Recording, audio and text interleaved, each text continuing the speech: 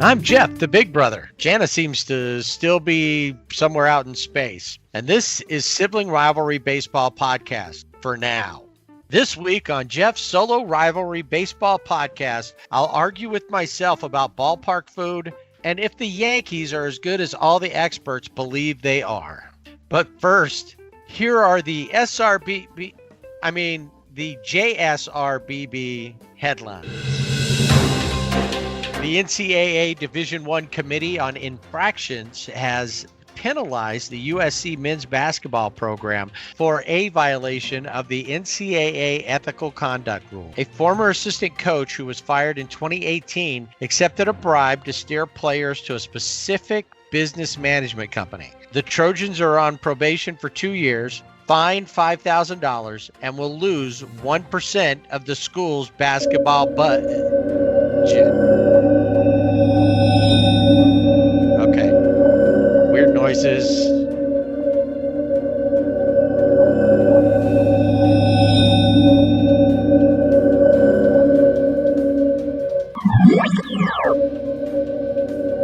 Oh, it's you. You're back. You're just in time for the headlines. I guess back to SRBB headlines. I am back, and is it clear skies? More time at home to look at the Milky Way? Well, UFO sightings are up. Last year, there were 7,263 reported sightings. In New York City, there were over 300 reports, the highest number to date. In case you missed it, because I did, former MLB player and NFL Hall of Famer Deion Sanders was named the head football coach of the Jackson State University Tigers. Primetime has led the Tigers to a 4-3 record thus far in their SWAC spring season, rescheduled from the fall. They play their final regular season game April 24th. Baseball Hall of Fame President Tim Meade is resigning his post of 2 years. Meade, who spent 40 years with the Angels before leaving for Cooperstown, has stated the distance from Southern California, where he maintains a residence, has been too difficult maintaining his responsibilities to his family, and he will stay on at the Hall of Fame until mid-May. You can find these and past week's headlines on our website, siblingrivalrybb.com. Remember to rate and subscribe wherever you listen, and tell a friend to listen to the Sibling Rivalry Baseball Podcast. First and foremost this week, welcome back, Jana. Thanks. I had this weird, when we were going to start the show, and it was just really weird. I was kind of feeling off that day because the night before I was out looking at the stars and I didn't really see anything that I would say would be a UFO. But I went to, I guess it was a place, it was like the Zona Galaxy on the Tucson planet. And these aliens that they had heard the episode about baseball on Mars, and I don't know, thought maybe I was an expert. I'm not, but it was interesting. I don't remember a lot about it because it kind of gave me that Men in Black treatment, I think, with the wand. They waved something, and then all of a sudden I'm back. So, did you have to wear a mask or? No. While you were there? Well, yeah, but it was a different kind of mask because of, the gravity in the planet and all that. The atmosphere. The atmosphere. Yeah. Oh, and it was okay. there. I felt very light, so I kind of want to go back there. Well, there was all there was all this noise, and it sounded like some kind of beaming. I really didn't know what happened to you. I just thought maybe you decided you didn't want to be on this show with me anymore, and so you figured out a dramatic way to do it instead of just not showing up or telling me, "Hey, I quit." No. Yeah, I don't. I really, kind of all a blur, but I will say, and when I got back into, trying to get back into the rhythm of being at home, I noticed that there's it looks kind of like a doily, like that people would make. And it actually has what looks like alien heads on it. So I don't know if that's a memento or, like a parting gift. So Maybe. I'll Are they have going to send you updates so we can talk about baseball on whatever planet they were from? Yeah, I don't know. Tucson or whatever you said it was? Yeah, it was Tucson planet in the Zona galaxy. I remember that much. Okay. And there's it was very rocky there. I don't know what you told them about baseball, but maybe you could have the more traditional game going on there because things are starting to get out of hand down here. Thanks to the Atlantic Lake, or maybe could work out a deal between MLB and their thing to do all the experiments out in space. Which makes more sense. We could have traditional baseball more here. Yeah, more like talks about changes and things. The Manfred experimental ridiculous rules expeditionary forces are out it again. If you haven't seen any of their things, they have patches with their little logo on it. It's not properly ruined until it's Manfreded, I think is what their slogan is. The Atlantic League, which signed a 3-year partnership with the MLB to implement changes to the league playing rules, has some new ones. Now, you'll remember some of the greatest hits are all starting to show up. We talked about them a couple weeks ago in that the changes that are going to start happening in the experimental leagues, the minor leagues, which are now controlled by MLB. If you remember the 3-batter minimum, which we kind of don't think about anymore from a couple seasons ago, started in the Atlantic League. The robo-ump, still in use there, will now be in use in, I think, the low A leagues. And then the step-off rule, step off. I'm stepping off. Don't try to steal. I'm going to step off. And then the other things, like they still have the pitch clock that is still a part of their of them. It's a 3-year plan, and then the MLB studies what happens and how and is it feasible. So now this season, 2 new things are going to come up. Both of them are things that, compared to putting a ghost runner on second and extra innings, these actually don't seem as bad as that or 18 square inch bases. Moving the mound. I wanted to see the mound because remember we said at Globe Life Field they could move the mound up and down. Right. Yeah. It retracts into the ground. Yeah. I thought that would be cool, but this is not that. This is just moving it back 12 inches. Which, when you think about it, doesn't seem like a big deal. What's 1 foot back? You kind of reshape the mound a little bit. But according to the research that's been done, it could potentially be a big change. All of this has been put in play because pitchers have gotten better at what they do. They throw harder, faster. They're better at, we've talked about Trevor Bauer with this especially, but a lot of these pitchers, they figured out better spin rate. So by moving this back, the reaction time to a 93 mile an hour fastball thrown at 66 is like the reaction time at 61.6 is more like 91 miles per hour. And while you say, well, it's only 2 miles per hour, but it makes a big difference with the ball coming at you like that. And they found that it's not going to cause any problems mechanically for the pitchers. Right. Somebody's going to figure out how to get injured from throwing 1 foot farther back. Yeah. Well, I was going to say there was a study done in 2019 by the American Sports Medicine Institute, and they had college pitchers throwing from distances of 60 feet 6 inches, 62 feet 6 inches, and 63 feet 8 inches. And they didn't see any significant differences in their rotational motion or their acceleration. And the ball velocity and strike percentage remained consistent at those. I don't have it broken down, but so I guess they say, well, it doesn't matter where we move the mound. It's not going to hurt the pitchers unless they step off, and then it could. I don't know why it would hurt them because they got to yell out, step off.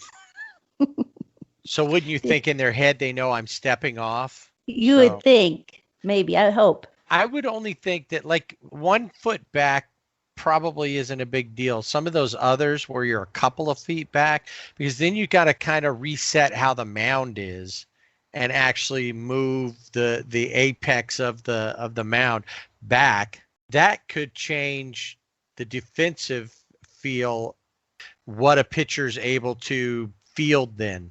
What's the effect on the middle infielders having the pitcher farther back?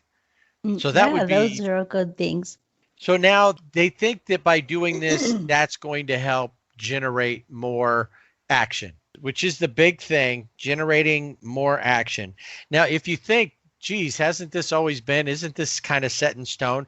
Well, you would think it is, since the last time that any changes as far as the distance from the mound was like 128 years since the last time that they messed with the distance. When they moved it back 5 feet in 1893, they moved the pitching rubber back 5 feet to the 60 foot 6 inches. So before it was like 55 inches. But remember too, at the beginning of baseball, the pitcher, they were just throwing the ball up there. Mm-hmm. It was like batting practice. Right. They just threw it so that way, they could get a hit. They weren't up there trying to strike anybody out. What they saw was the strikeout rate declined from 8.5% in 1892 to 5.2% in 1893. So 128 years later, it's time for a change, I guess. Batting average increased by 35 points when they did that in 1893. It looks like potentially there could be a big change in the game and more action if strikeout rates go down. But the problem is that back then they weren't aiming for the fences. So yeah, maybe it slowed it down a little bit because you had to wait longer. From 55 feet, it was longer from 60 feet. So the ball takes longer to get there. You have more time to see it. I mean, I don't know if that's going to make a difference because technology back then, technology didn't move that fast. Now every day, the phone you just bought is obsolete. You bought the iPhone 12 and now the iPhone 30 is out. And with all of the things that they know now, it's not going to be word of mouth that one guy figured out that if he twists his hand a certain way or if he uses a little pine tar on his fingers, that it's going to help him. Nobody was talking spin rate back then. Nobody cared about spin rate. Yeah, no. I was thinking about this because one of the things is to get more action. We know strikeouts have gone up. Home run rates obviously have gone up. But so far this season, and this number, it's like 37% just this season of all plate appearances are strikeouts. We're only in April. So that's a lot. And if moving the mound back does make it where the ball is in play, and I think I could be for that. So I thought it was interesting that the Atlantic League president, Rick White, said that they were pleased to play a critical role in Major League Baseball's test and evaluation of experimental rules. He went on to say that the Atlantic Players Baseball Atlantic Experimental League is a forward-thinking league, and it's satisfying to our teams and players to be leaders determining the future of our sport. But in 2019, the Atlantic League had planned to move the mound back 2 feet, but they opted against it after receiving pushback from players. That's the question is, do you think it's more a frame of mind? If you push the mound back a foot or two, like there was 3 different links that they did. Even with the studies, do you think that the pitchers can get it in their head that that's going to cause problems for them, potential injury problems? It could be. I think there's a lot of different things that go through their heads. I think injury. And then the other question thing that kept popping up to me is you had the asterisks stealing signs, obviously through technology. Now they're going to move the mound back, and it's supposed to give the batter more time to see the ball, see what's going on, see that what's coming at them. Does that play into what the Asterix were kind of doing before they moved the mound? Imagine how much better their sign stealing could have been with more time. Yeah. That's the first thing I thought of was the Asterix and how it could benefit them, because they already have the majority of the players that are there all were part of that. And I just wonder, anyway, I'm always thinking about them in Sneaky. Because it's Manfred, and Manfred is a friend to the Asterix. So true. Joe Kelly pouted at somebody, made a funny face. He got 8-game suspension. Yep. The Asterix got nothing. Nick Castellanos flexed his muscles at somebody and got 2 games. Mm-hmm. The Asterix got nothing, and what they did was far worse. That's as we beat into the ground, and we'll continue to beat into the ground. I was thinking, too, about the changes to the mound. Now, normally, you're like, wait, it's been this way, and really it has. You figure the mound's been the same distance for 128 years. They did make a change in more the modern era, since I've been alive. In 1969, they lowered the mound from 15 inches to 10 inches, which changed also the dynamic of the pitcher-batter relationship, because that also drove the strikeout rate down by 4%. So not as big as moving the mound back, but still, and the batting average went up by 11 points. But once again, with technology, things change quickly. The pitchers have, in all this time and all these years, have finally gotten to a point where they can overcome whatever, they've mastered the mound where it is. So if you move it back, I think that they will master it quicker now because they have better technology. They have all of this StatCast data.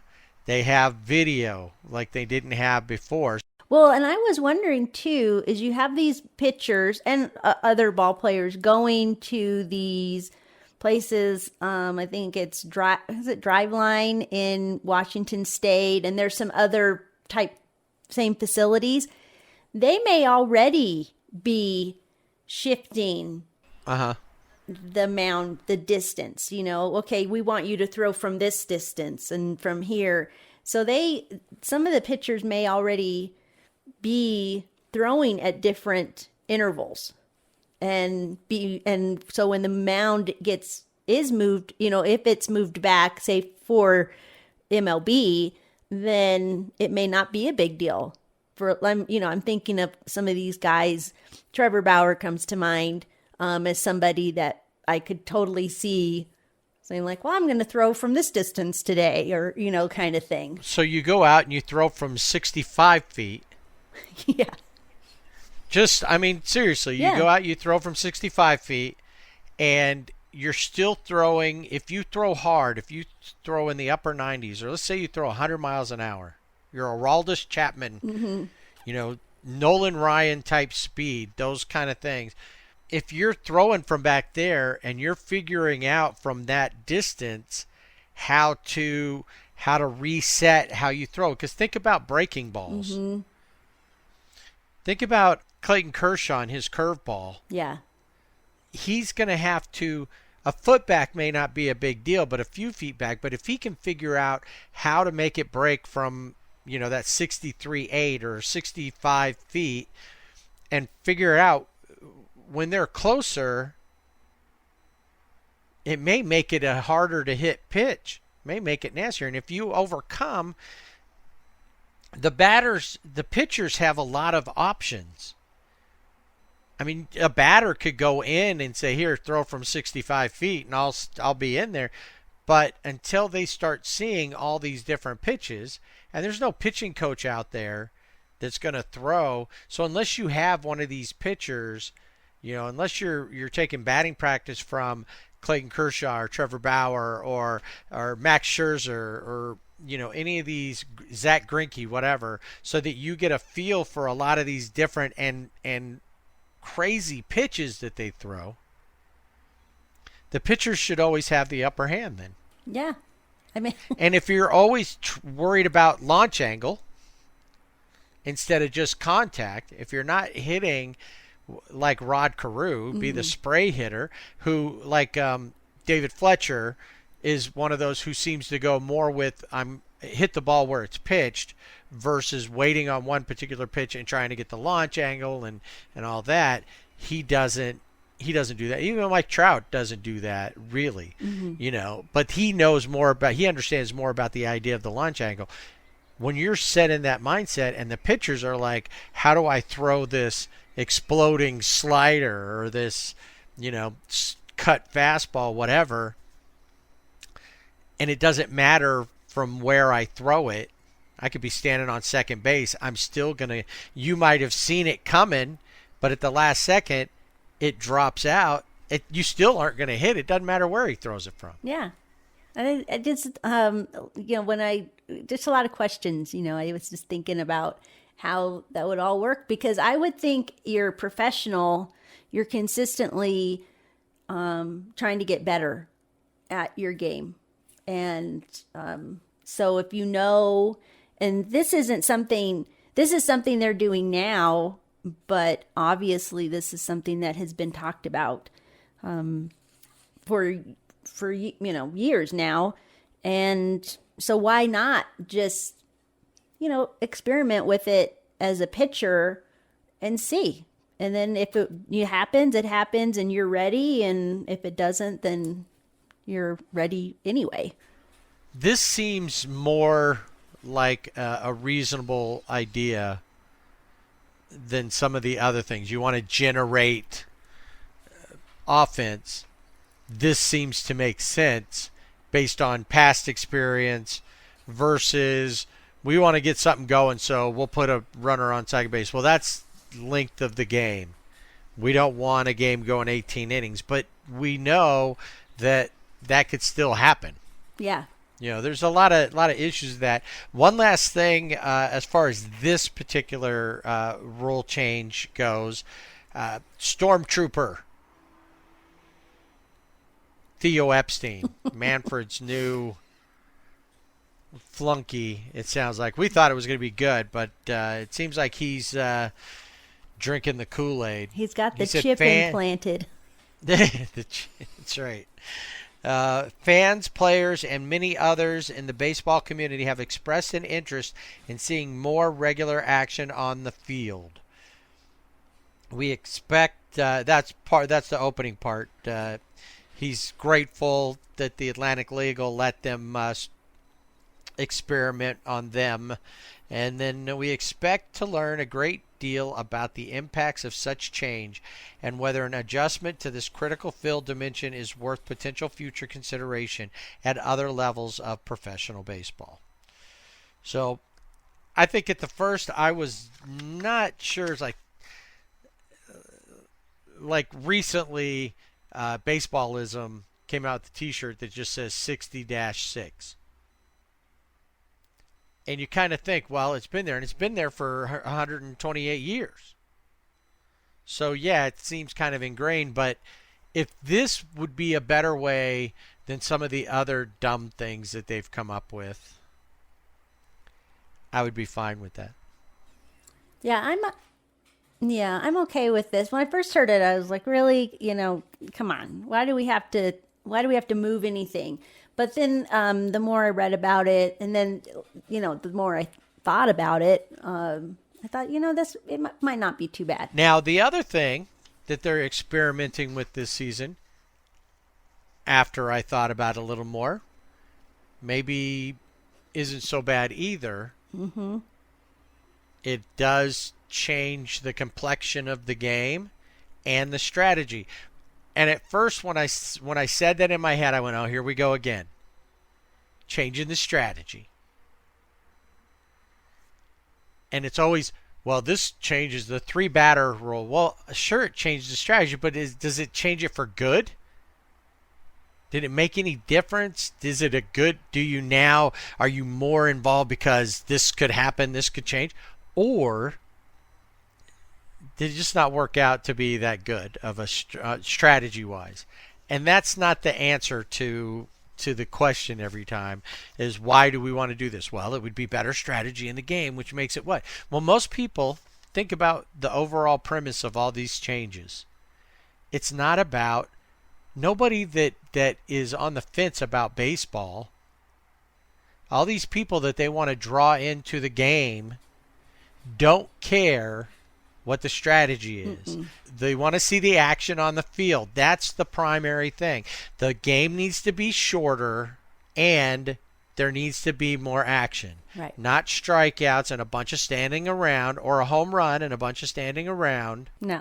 This double hook, when I have it in my mind, is I'd like to see an actual hook and they pull the designated hitter with, like in the old vaudeville shows or whatever. With and the hook. Honestly, you know what I was thinking about? I was thinking that crocodile came back and got Captain Hook's other. So now he's Captain Hooks instead of just Captain Hook. That's what I was thinking. The double hook. So what we're talking about is the other experiment that they're going to be doing in the Atlantic League is what they call the double hook, and it's a designated hitter starting pitcher rule. So, and we assume, as do most people, that the designated hitter is coming to the National League permanently, probably after probably with the new collective bargaining agreement later, at the end of this season. They'll have to get into that. So with that, the designated hitter would be in play as long as the starting pitcher is in play. So if the starting pitcher comes in and goes 2 innings and gets roughed up and out, and they need to pull him out, the designated hitter goes with them. And that designated hitter may have hit once, may not have even come to the plate in that sense. So you've essentially wasted, and that player is wasted. Mm-hmm. So the minute that a reliever comes in, either that pitcher will hit, or you'll have to pinch hit for them, the new pitcher, every time you change pitchers. Which then you really need to know who's on your bench, who's available. One of the things, the goal of this double hook is to see the starters pitch longer into games. And we've talked about that.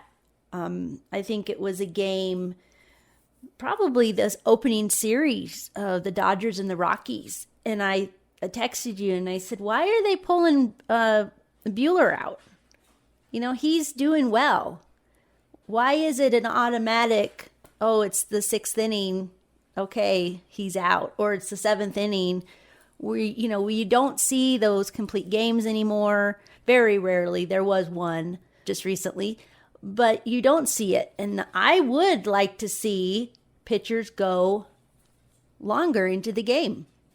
I think that's just something. I've always been that way. It's old school because I'm used to guys like Nolan Ryan, of course, and John Smoltz, and those guys going 9 innings. Come in, yeah. How many complete? It used to be complete games was a big. You'd have guys with 20 complete games.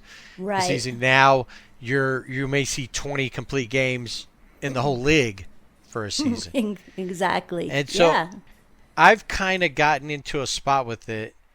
I never liked the opener. I understood why, but I never liked the opener. I'm good with starters, but if you're going to have starters, then you need to let them. And some guys are going to have a bad game. Yeah, they're gonna come out and they're just gonna get beat up, and it happens to every single player is going to have a bad game, whether they go 0 for 6 or they get beat up on the mound, whatever. They make 3 errors in a game. These things happen. But I'd gotten to a point with pitching that was like, all right, fine. I'm not buying in so much to the idea of the closer anymore. Yeah, I think you're just not, at least this season, I don't think you're seeing it, a designated, that's the guy. Well, I look at it from that if that's the guy who's your best pitcher, you're saving him for the end, but what if you don't have those? What if you blow somebody out? Mm-hmm. Or what if, the situations that come up, the highest leverage situation may be in the 6th inning. That may be when you need your best non-starter. Yeah. And there's guys too that are, he's just an innings eater. Okay, so he can go out and pitch for 7 innings, but he's not a great pitcher. If the idea of the game is to win, then I should be doing what I need to do to win. And if that means that my starter only goes for 3 innings because he's having a hard time, he's not doing that, and I want to preserve that, well, at 3 innings, I may have a 2-run lead. Is it too early for that? I don't think it's ever too early to preserve your lead. The problem is it's good and bad. And we've talked about this with like Dave Roberts. You mentioned that with Walker Buehler. Walker's pitching well, but I'm going to pull him because it's early in the season. It's a 6th inning. And then the reliever comes in, blows it, and you lose the game. Or he ties it up, and it makes it. And then you got to fight to come back. Instead of doing that, let him go. Was he fine? Did he come out and say, my arm's shot, I can't throw anymore? Then change him. But if he's still pitching okay, they automatically just say they hit this number. They hit 100 or they hit 70. It's an arbitrary number. Yep. They just made it up. And all of a sudden it became gospel. Yeah. Well, and you hear that a lot. They'll even at the beginning of the game, they'll say, this is a starting pitcher. And especially if it's somebody, maybe a good example is like the rookie on Friday's game with the Dodgers that pitched for the Padres. It's like, yeah, he's probably not going to go. He's probably going to go about 60 pitches. That's the magic number. And it's like, okay, I get you want to preserve his arm, but does that become also for the pitchers? Do they kind of get into that mindset like, okay, I don't know that they're counting pitches and they're even thinking about it, but are they like, okay, it's this inning and I'm going to get out. It's time for me to go to the dugout. Is that a mindset that some pitchers have? It affects your mindset on how you're pitching, and you maybe set it up that's like maybe your manager had said, well, let's just wait and see it happens, and then you start thinking, well, I've got to be about 60 because that 1 inning I must have thrown 30 pitches. Yeah. And it changes your whole mindset. Instead of being, out there and a competitor, you start constantly looking to see, it looks like he stepped up 2 steps on the dugout. You're more worried about when the manager's coming out. Yeah. Well, I mean, and you go back to, was it 2017 or 2018 World Series with Rich Hill, where he was throwing well, having a good. I think that was versus the Red Sox. Okay, that's what I was thinking, but and he was throwing well, it was decent, and he saw Dave Roberts come out. Now sometimes the manager will come out and talk to the pitcher and go back. You don't see it happen often. Most of the time when they come out, they're going to, they're calling for somebody.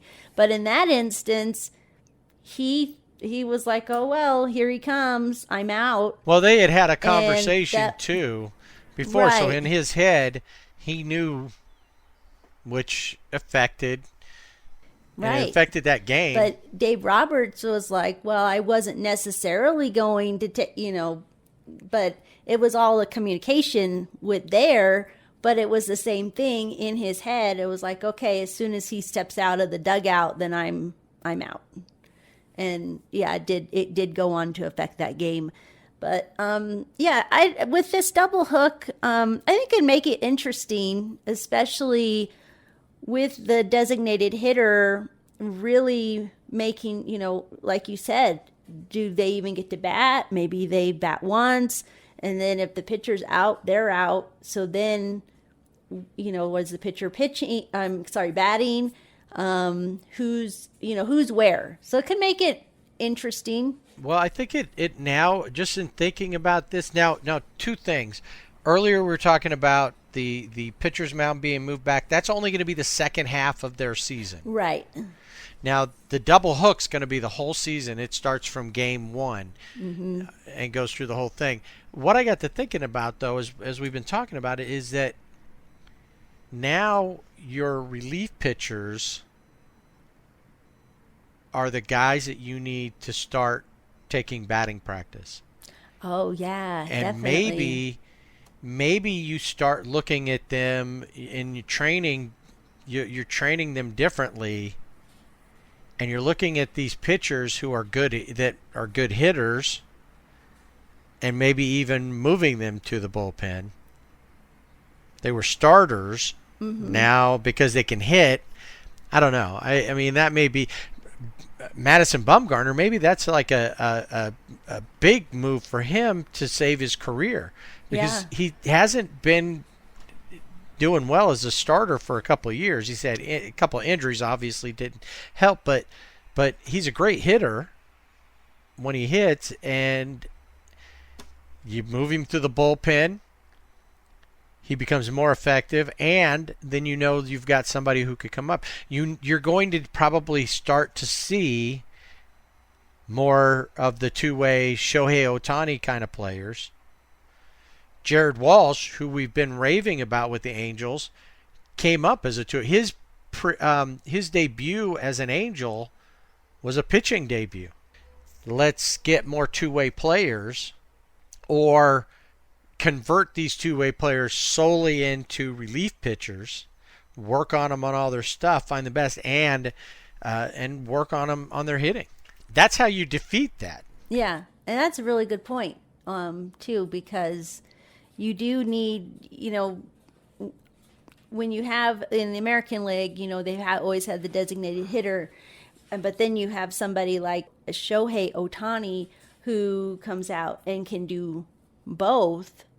And it does, your value goes up because you can do this and you can do that. And, it's like, I was thinking about Kike Hernandez the other day and how he played every position on the Dodgers except for catcher. And he wasn't bad when he pitched either, but he could hit and he could do all of that. So yeah, having pitchers, you need to add something else to the resume. So finally, of all these rules that are being implemented in the experimental leagues, there's a couple there that actually seem like it might be something worthwhile. I think it will indeed be interesting to see how that one plays out, and I don't feel like there's a big issue, because these are things that have to be collectively bargained in. And they're not going to probably make it this time, so how long until we would see? It depends on how long that bargaining agreement is, and if the players are eventually willing to go back and add and make some changes to it. All right, so now from the make sure you have all the facts straight before you tell your story on a podcast, Joe West, current Major League umpire, who I hear is retiring after this season. He is the senior umpire, was awarded $500,000 in damages plus interest dating back to July 8th in a defamation suit against Paul LaDuca, who at one time in his Major League career was an all-star at least once. Yeah, the suit came because on a podcast, LaDuca accused reliever Billy Wagner of bribing West to get a bigger strike zone, and he accused He said that Wagner let West use his 1957 vintage Chevrolet to make the strike zone change when he was up at bat. That's all it takes? And that's it. Just let him drive your 1957 Chevrolet. I'm surprised pitchers haven't all gone out and got a classic car. Oh, Joe West is going to be here. You know what? I would like to see, if that works, that bribery kind of thing, I would like to see a pitcher try to bribe Angel Hernandez to call actual strikes. Yes. And not this weird all over Picasso painting strike zone that he has. Well, it's like Picasso painting and even some Jackson Pollock in there. So, yeah. With an Escher thing where the unending, everything moves in together. Yes. It just... Yeah, so Wes said that LaDuca had discussed, like we said on his podcast, that the player had been ejected 15 times, 8 or 9 being by West, but the umpire's suit said LaDuca was actually ejected 8 times in his Major League Baseball career, with once by West, and that there was no favoritism present. The judge agreed, and Joe West plans to retire after this season, and he made his Major League debut in 1976. It's time for Dodger baseball. All right, big week for the Dodgers. I guess you missed out on it. Since you just now got beamed back, you missed out. They played 2 National West foes in the last week. They were on an 8-game winning streak. Played the Rockies and the Padres. Yeah, but the great thing is that I can go back and watch those games. And I think they were beamed in because, like I said, some of the things are very hazy. I kind of got the Men in Black treatment with that wand thing. But I do distinctly remember the Dodgers playing the Padres. What's the one thing out of all of the week of the games that you may or may not have seen that stands out to you? Oh, I gotta say, Mookie Magic, as Joe Davis said. He just amazes me. And what's even more amazing is he's a Dodger. That's like the best thing. There's a lot of crazy things that happened in this series. But the Dodgers did play the Rockies first, so we maybe mention that. They'd won all 3 games. They did. They swept the Rockies. And probably the one thing that I remember most about them sweeping the Rockies is one particular home run. And Justin Turner, normally, if you're talking about Justin Turner in April and he hits a home run, that's the one home run. Yeah. This particular one, out in the outfield, it used to just all be bleacher seats. There's no backs to the seats in that. But when they redid the outfield area and made the entrance in through center field kind of the gateway into the park, because before you could only get to the outfield there if you went through, or there were certain areas you had to go into a certain section to get in. You couldn't get anywhere else in the park. Well, they changed that, and along the wall they put what they called the home run seats. And on the one right behind the outfield wall, there's a little table where you could sit there and have your food. This guy's sitting out there, Justin Turner, home run, and you're watching it. It hits, and all of a sudden the guy who's right there where the ball hits, because it just barely went over the wall, has stuff all over his jacket. It was very cheesy. Yes. And then we found out when they looked in closer that Justin's home run ball hit right into his nachos, and it splattered the cheese all over his jacket. Yeah, I don't think he's getting that out. Doesn't want it out. That's No. pretty historic. He had it framed. Later, because they kept all the time with that, because that was a big thing. One of his friends took a chip and took some of the cheese off of his jacket. And it was kind of cool because Justin saw what happened later and sent over some new nachos. And then the Dodgers, the organization, sent the field reporter out, and they offered him a world champion sweatshirt in either a blue or a gray. So he took the blue one, so he'd have something to cover up and wouldn't have to wear the cheesy jacket anymore. So they made it was a fun moment, and they played it off, and it wasn't like hey, you're taken away from the game. Yeah. I'm sure if you're a Rockies fan, you don't want to watch it. No. Because you're like, whatever, just watch the game. If it had happened in Colorado, or if a Rocky had hit it, they'd have probably thought it was great. Oh yeah, I'm sure. They did also go and do a little review, because there was a question as to whether or not the fan reached over the wall. But he specifically said, and you see him, he's keeping his hands back. He knew where the wall was, that invisible, shield. He stopped and took the hit with the nachos. Yeah, he said that. He said, I didn't want to interfere. And didn't want to be that guy. I didn't. Right, exactly. Now, and it worked out. And it worked out really well. I will say, Justin Turner obviously has not bought food at a ballpark in a really long time, because he said, they're probably $2 nachos. No, Justin, they probably They're not were even not. $2 nachos at a Little League game anymore. Yeah.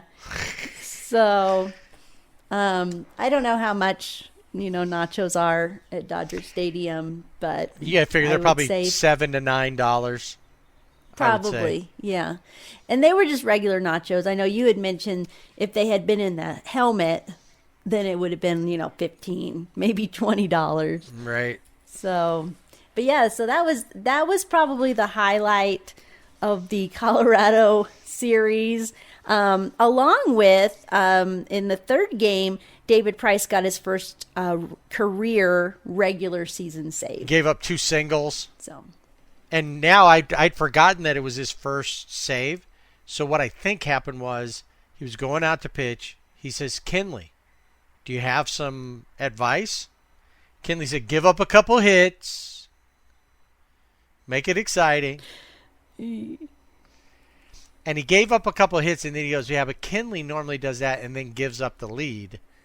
I better just strike out the rest of the Right, yeah, he came to his senses. And, well, he did. He struck out 2, Story and Hampson, and then, what's his name? Right. Tapia grounded out, and that ended the game. Yeah. But, so good series for the Dodgers, swept the Rockies, so good momentum going into San Diego. One of the things with the San Diego series, and this was back in, early March, there was reports that it was going to be really hard for Dodger fans to get tickets to Petco Park this season, because one, there's limits on, the number of fans. Then you have, all of the teams, they have their season ticket holders, so they have those seats. But there was a lot of talk about how the Padres were shutting the Dodger fans out of the stadium, because in years past it's been pretty much just Dodger Stadium south. Right. Yeah. There were a few Dodger fans. They were noticeable. It wasn't like they were one here and one there. There were some that were even right behind the plate area. Yeah. Well, I noticed on Friday that I kind of started to count, and I was like, oh, there's 20. But of course, they're not showing everywhere. But, at first I counted 20. But there weren't as many. but then as the weekend went on, you did see and hear more. The series, it lived up to the hype. It was crazy. That first game was crazy. 12 innings. Dodgers ended up winning 11-6. Fernando Tatis Jr. came off the IL on Friday just in time to see the Dodgers. And have an error. So he picked back up. Yeah, well, you had to get back to what he was doing before, Looks good to see that he's back in season form. Yeah, he's got consistency. He wasn't rusty from his time off. Yeah, and you had in this game, you had the 12 innings. Corey Seager hit a 2-run home run in the 12th. It was the first leadoff 2-run homer in the majors this season, and only the 6th ever. The first person to accomplish this feat was also a Dodger. Yeah, versus the Asterix last season. That's right. Yeah, Edwin Rios. That's right. So, Luke Raley hit his first major league home run there in Petco. He almost beat Matt Beatty to the first hit of the season as well. Yeah. Matt Beatty got his first hit of the season, like just a few at-bats or a couple innings before Luke Raley got his first hit of his career in the major leagues. Yes. Yeah. David Price again came in. I don't know that they were going to necessarily use him, but he's a team player, said, I'm available if you need me. He went ahead and threw 2 scoreless innings. The Padres tied the game in the 8th and the 9th innings. It was a crazy, wild ride. Benches did clear in the 10th. And the 10th, yep, with Dennis Santana and the all-star. I mean, a guy, I don't know. I think I went to school with a guy named Jorge Mateo. Yeah, who's Jorge Mateo? I saw the guy. I was like, who is that? And why does he think that? What does he think? It's like last year with Grisham running his mouth. Who are you? Right. Yeah. The only thing I could figure out is that they had said that it was the 3rd time he'd been hit in like the last, however many times he'd been at bat. Because he was a pinch hitter. But was it the same team that hit you the other times? No. No. What do you think? That you know what? There's a league mandate. Hit Mateo. That's right. That in every clubhouse, his picture is up there in a frame. Right. And it says most wanted to be beaned. Yeah. Yeah. So there's only one player right now that's like rookie status or young that a lot of people they're getting to know who could be that way. And that's Yermin Mercedes. Right. And he's earned it this far to be mouthy back to the pitcher if he got hit. Right, exactly. Yeah. So, and that was weird. I mean, obviously Santana didn't mean to do it. He seems like a pretty easygoing guy, except at the end of that when he got out of the inning. You saw that fire. But to me, it looked like Dennis Santana was like, hey, okay, sorry. And then Mateo just started mouthing off. And then, of course, benches cleared. And the poor guys from the bullpen come running in and nothing happened, as always. So no punches were thrown. But they got a little cardio. Yeah. They got some cardio. David Price had a sacrifice fly. He had an RBI in this game.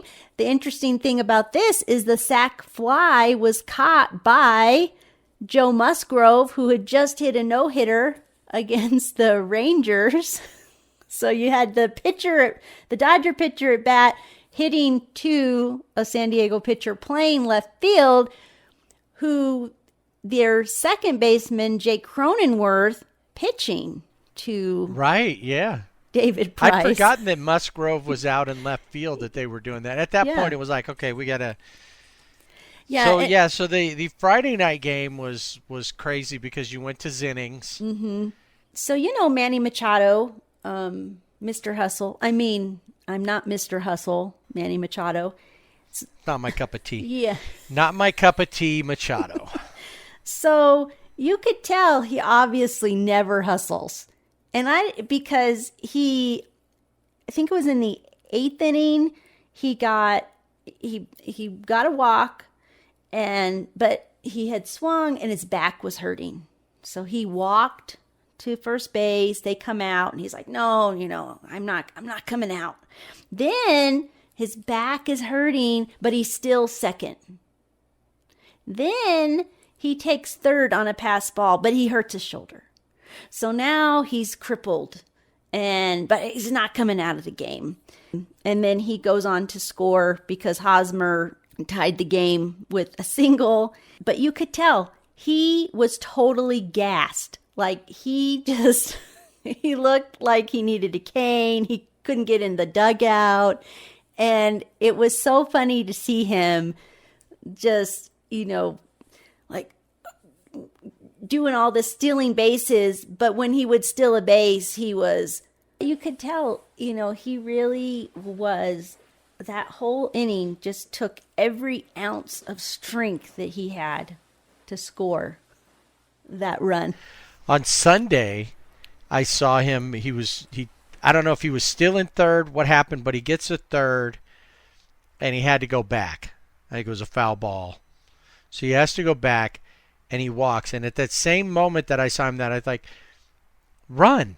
Yeah, he never runs. That's why we're taking up so long. It's not all these other things. It's the fact that you're walking slowly back to second base.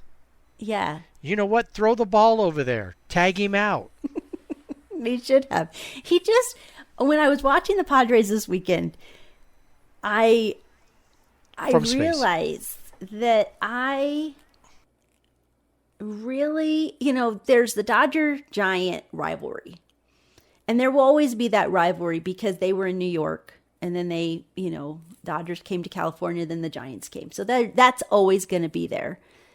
But the Padres, and I don't even really, maybe it's sacrilegious as a Dodger fan to say this, but, you don't really have this animosity toward the Giants.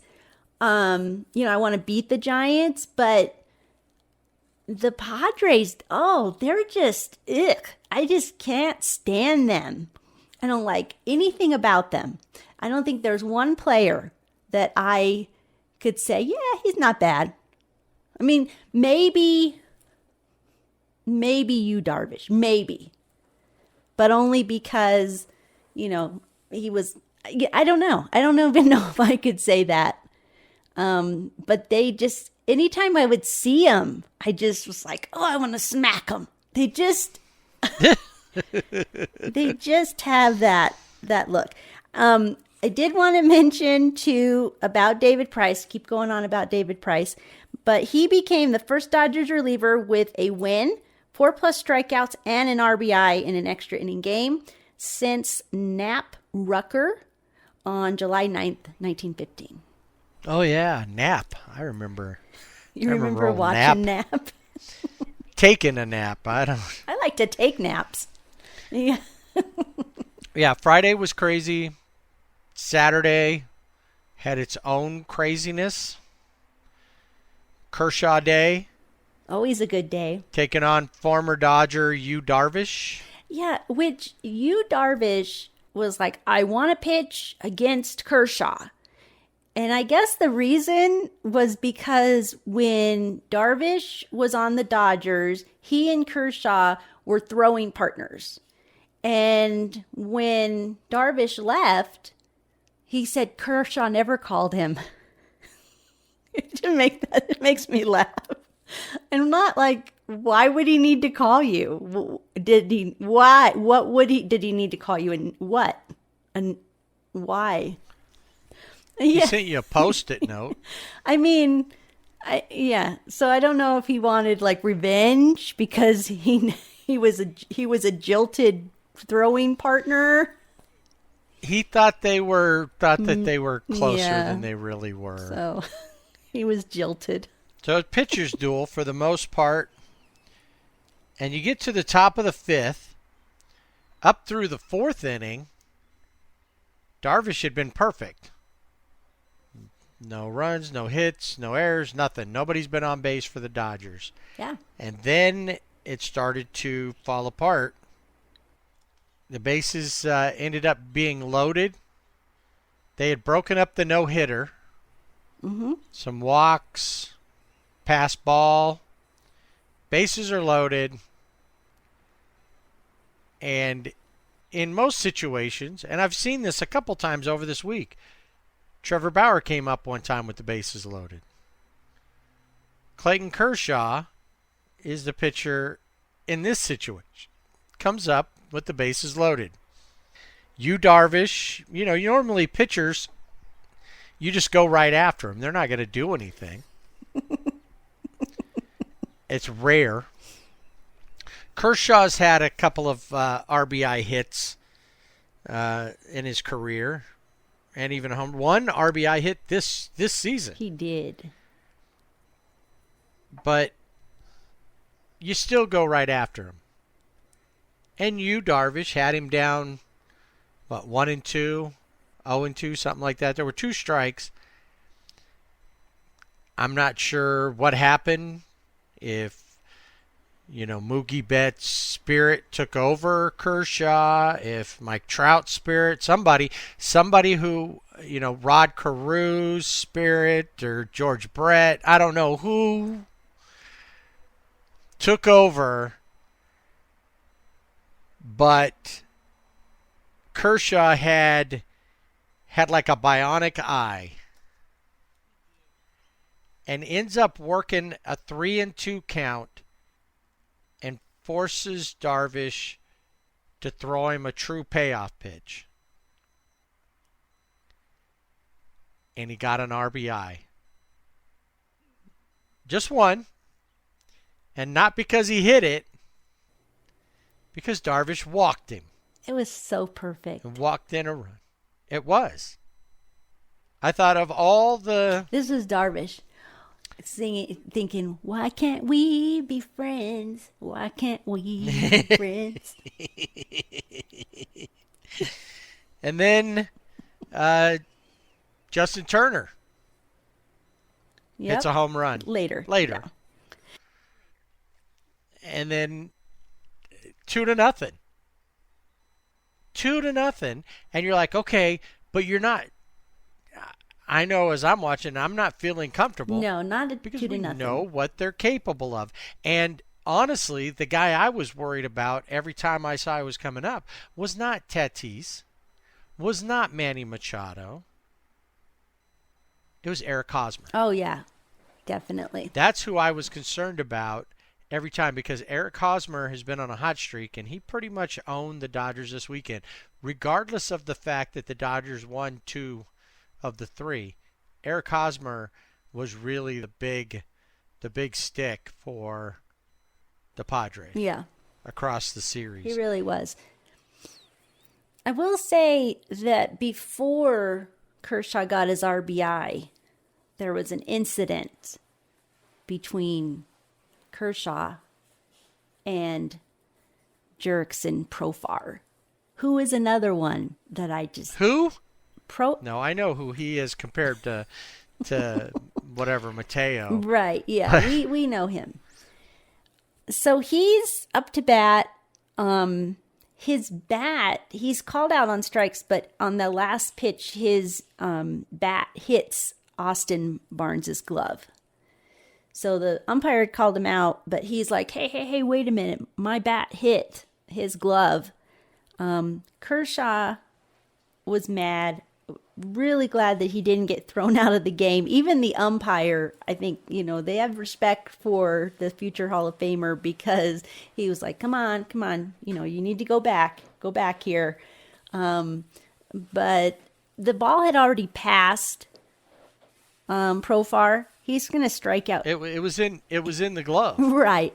So he's going to strike out anyway. The Padres ended up challenging it. The umpires in New York gave him first base. It ended up not being, it didn't help the Padres. But Kershaw felt that it was when I was reading his lips, a BS swing. And he also felt that he did it on purpose. And his main concern was that his catcher, Austin Barnes, could have been seriously injured. We'd have to find it. Maybe we could find it and post it. Because he goes and he stops. Yeah. And then the ball's in the glove. And then he follows through. And I'm not saying he did it purposely. But at that point, it was already there. There was no reason to swing anymore. Yeah. It seemed kind of wonky, the way that it all worked out. Yeah. And yeah, but it's worth calling him out for. The way that he reacted, like, wait, why? How am I out when catcher's interference? Yeah. Like, oh, you set that up, is what you did. You knew what you were doing. Yeah. It seemed it did seem that way.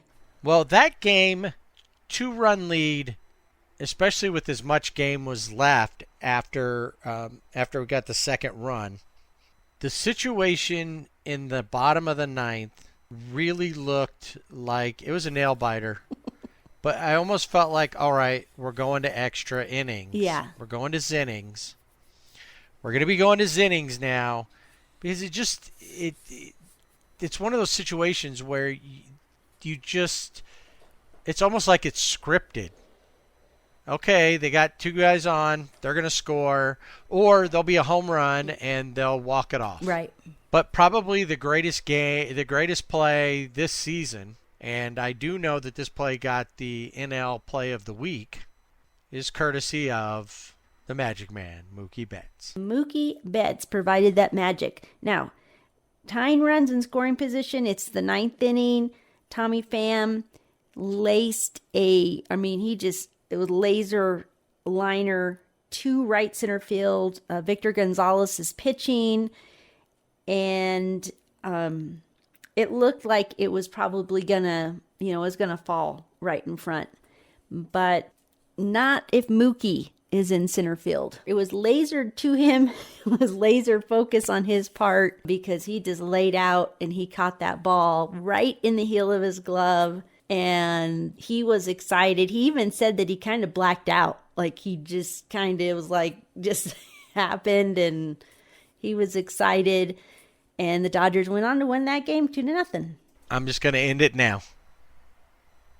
I'm not going to let this go on. And he laid out. That was an awesome catch. That was great. I was up cheering here in the living room. That was crazy. Because I really had thought the Dodgers have done that before, where even if they come back and win it, it tied up. And like we said, the Padres are a team that can do that. I just expected it was going to. Yeah, and that. But no. But no, because Mookie was there, and StatCast gave that catch that. For Betts to make that catch, he had a 10% chance of making that catch.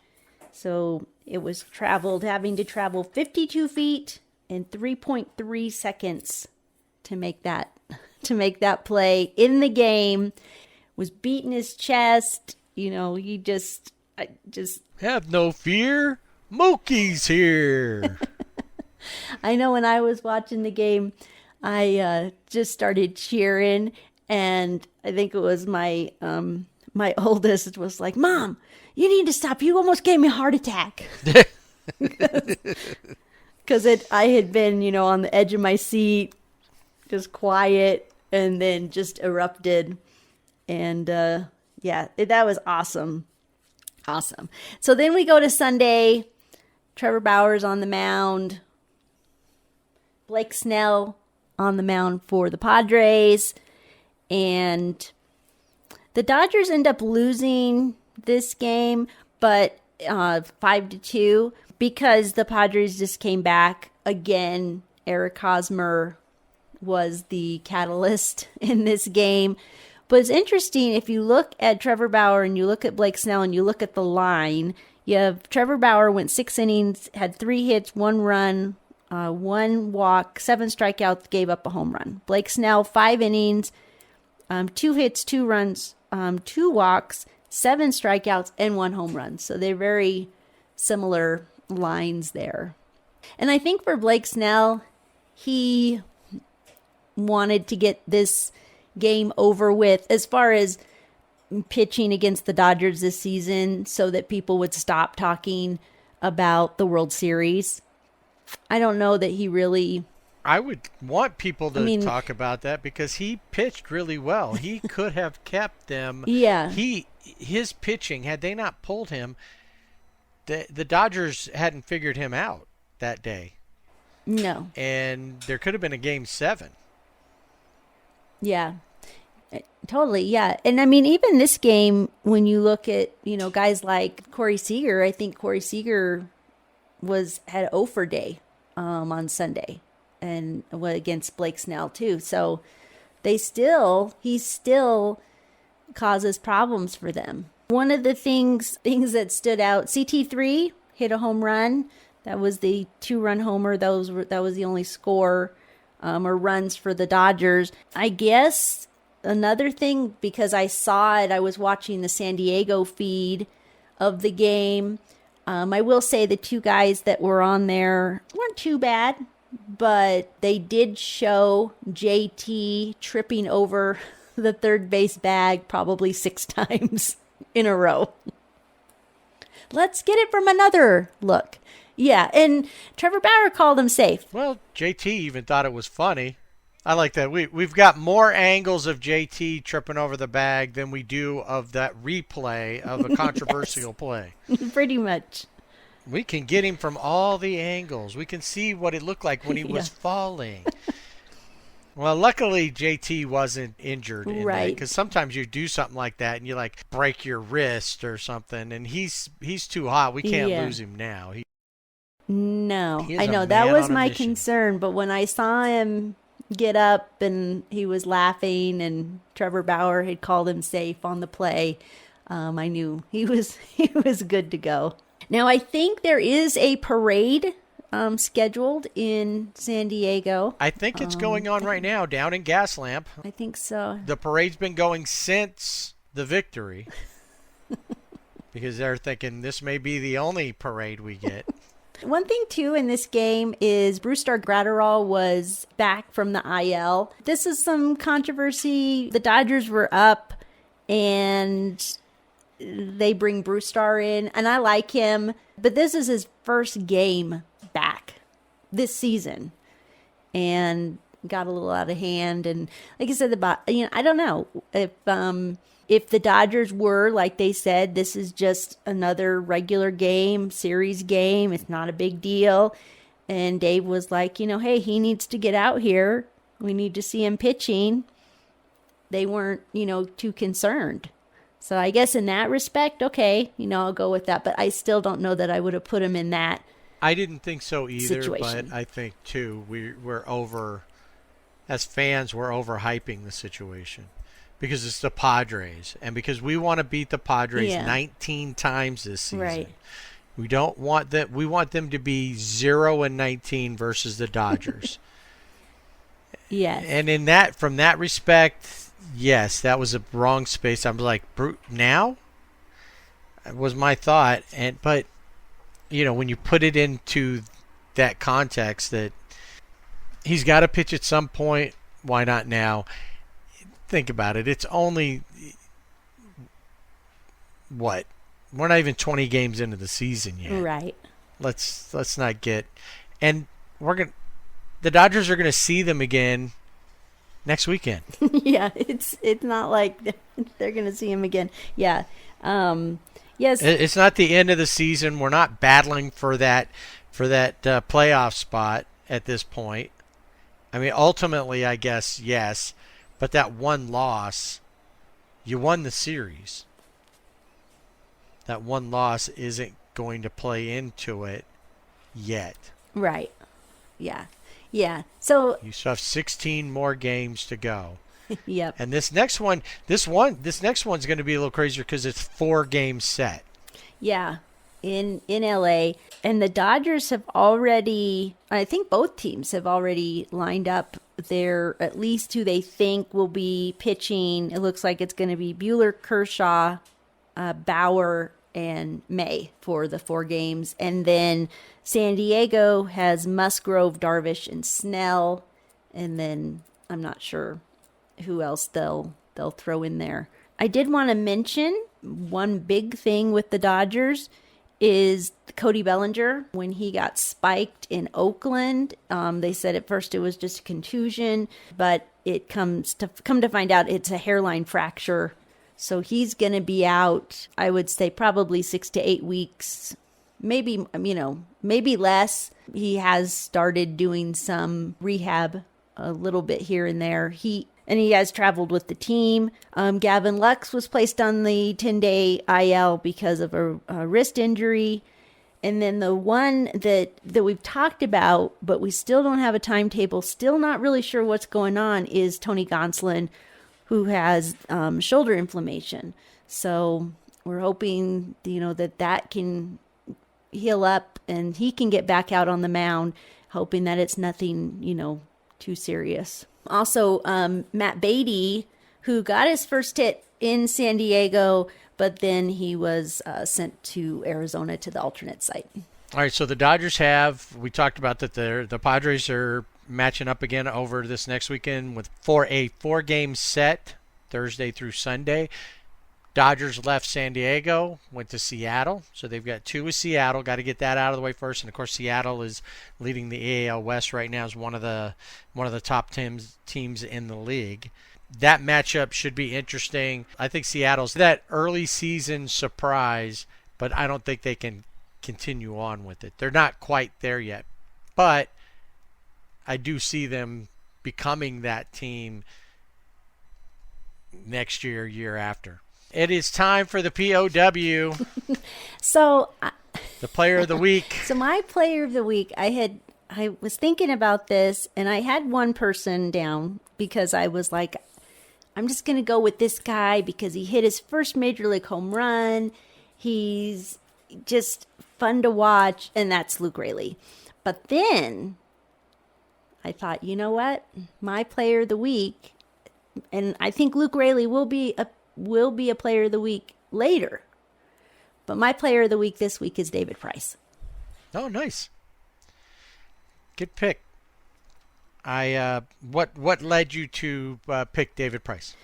I just, looking at his just his performance over against the Rockies and then again against the Padres, his willingness to, he is a starting pitcher, but he's in the bullpen this year, and he's been a really good addition to the bullpen, and he just has put himself into those spots where, and that, when he first came out, it was kind of like, I don't know, but he's doing really well, looked good against Colorado, and of course in San Diego. I don't know, I just think he deserves the player of the week. He's made multiple contributions. All right, well, my player of the week, I went through, I kind of thought about David Price, but he wasn't fully on my radar.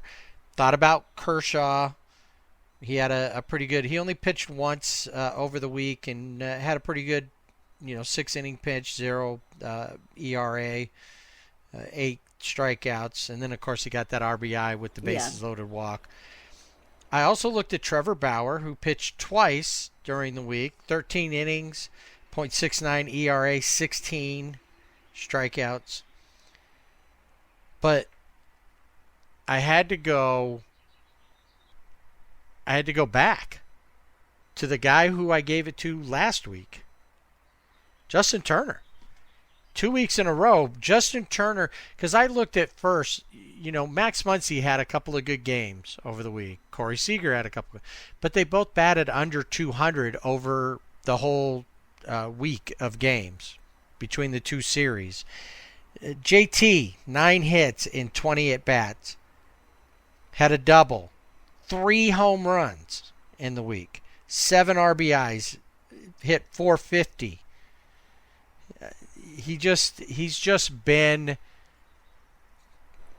He's the engine right now. Yeah. The other guys are playing, but he's really pushing and carrying everything.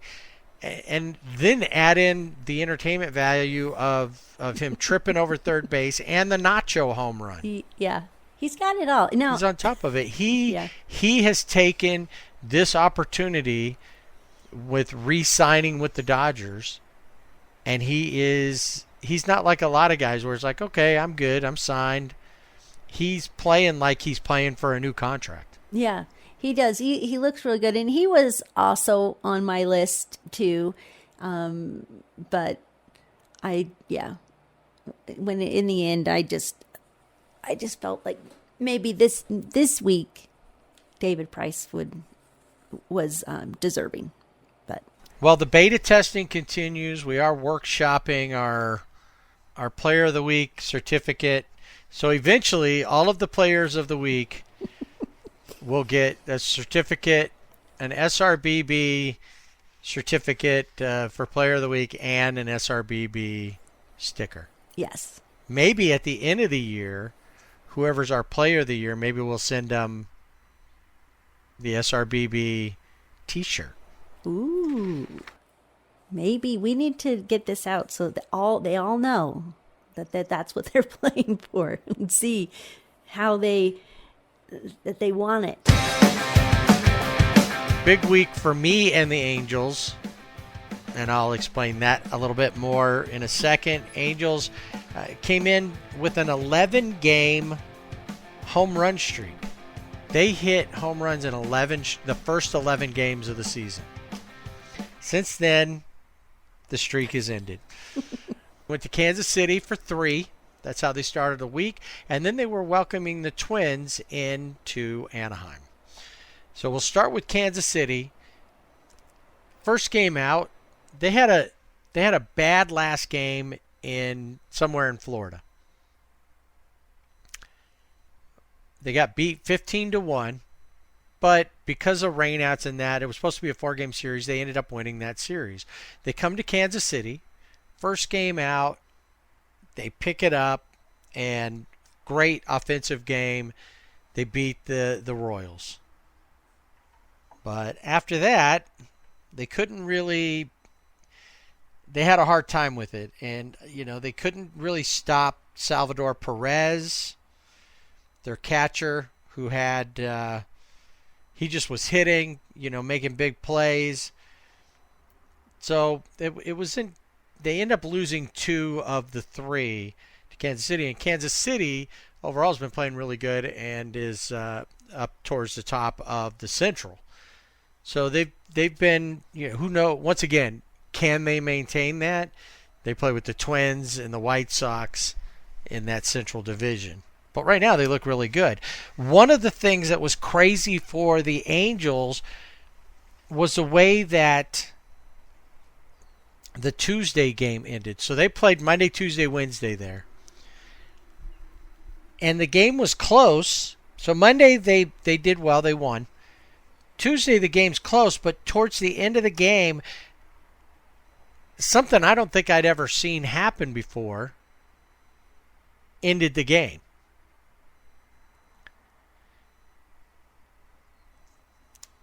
Greg Holland's pitching in relief, throws a ball short. It would have been great if he was back on that 55-foot mound. But from 60 foot to 6 inches, there was no way. Bounces it. It bounces off of Salvador Perez, the catcher, and looks like it's going to get away. So David Fletcher, who's on third base, is heading down. Now, this would have tied the game. He's heading down the line. He sees that, so he's starting to go. The ball bounces off Sal Perez and then hits and bounces back off of Jared Walsh, who was at the plate, back into Perez's hand, who, being the solid player that he is, grabbed it, threw to third, and Fletch was too far off. He couldn't get back in time to do that, and that ended the game.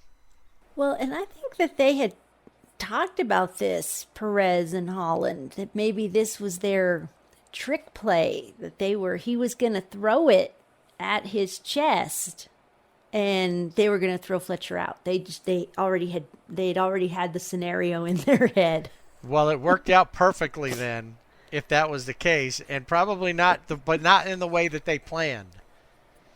So No. I think Yeah, they drew it up before, Right. they're like, okay, in this situation, if this happens, I'm going to throw it at your chest, and then you're going to, yeah. I didn't think they thought it was going to go off of the batter. Maybe. I don't know. It's like one of those. Well, if it had gone the way that it bounced and then off of Perez, if it hadn't hit Walsh, it would have gone far enough out. Fletcher would have scored easily. Yeah. But it didn't happen, and they ended up dropping that one, which took them to back home. They had Thursday off with the Twins coming in on Friday. More importantly than the Twins coming to Angel Stadium on Friday, I was going to Angel Stadium on Friday. That was the most important part. Well, the Twins were somewhat equally important because without them, no game. Right. Well, yeah. So we'll get to that part in a second. So the Angels, come home. They're just got beat the last two games of the series versus the Royals. They were a little quiet compared to what they had been. So it's like, all right, no problem. We'll get in there and play. Then I noticed, because for some reason I hadn't looked when we were going, who was going to start. It was like, well, Alex Cobb, or I wasn't sure if I wanted to see Quintana pitch, but I would have been okay with that. But I've seen Heaney pitch many times in his young career. And I wanted to see somebody else, but it's like, okay. And I'm not always convinced at what he can do.